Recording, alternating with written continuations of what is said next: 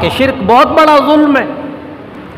ممکن ہے کوئی صاحب یہاں بیٹھے ہوئے سوچنے لگ جائیں مولانا یہ شرک وغیرہ تو بڑی اونچی اونچی باتیں ہیں، بچوں کو کیا سمجھانی، بڑے ہو کر سمجھیں گے۔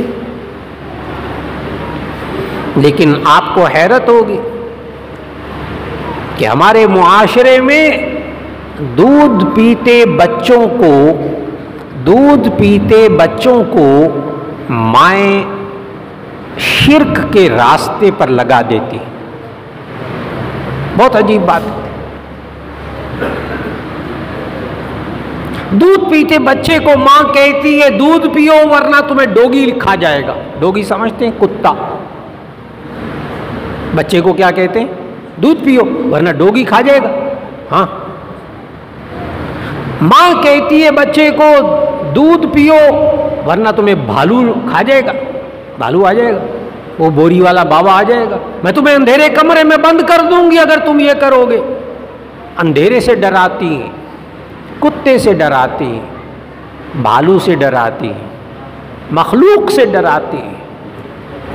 جب وہ دودھ پیتے بچے کو بچپن سے لے کر جوانی تک ماں اور باپ مخلوق سے ڈراتے ہیں، وہ جوان ہو کر بھی مخلوق سے ڈرتا ہے، خالق سے نہیں ڈرتا، خالق سے نہیں ڈرتا۔ خالق کا ڈر اس کے اندر پیدا ہی نہیں کیا گیا۔ کتنی ماؤں نے بتایا ہوگا بچوں کو کہ اللہ بہت بڑا ہے، یہ اللہ نے چیزیں دی ہیں، یہ اللہ نے نعمتیں دی ہیں۔ کتنی مائیں جو اپنے بچوں کے سامنے یہ جملے دہراتی ہیں،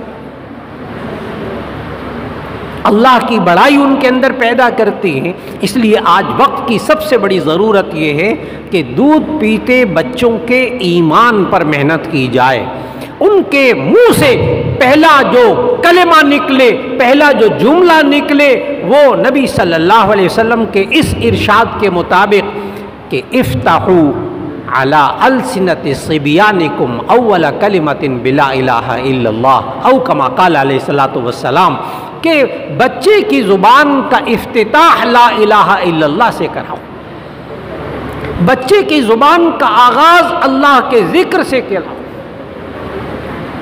تب اس کے ایمان پر محنت ہوگی۔ پوچھیں بچے سے یہ دودھ کس نے دیا، وہ کہے اللہ نے۔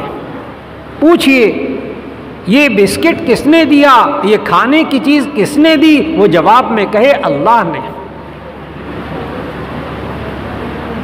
بچے کے ایمان پر محنت۔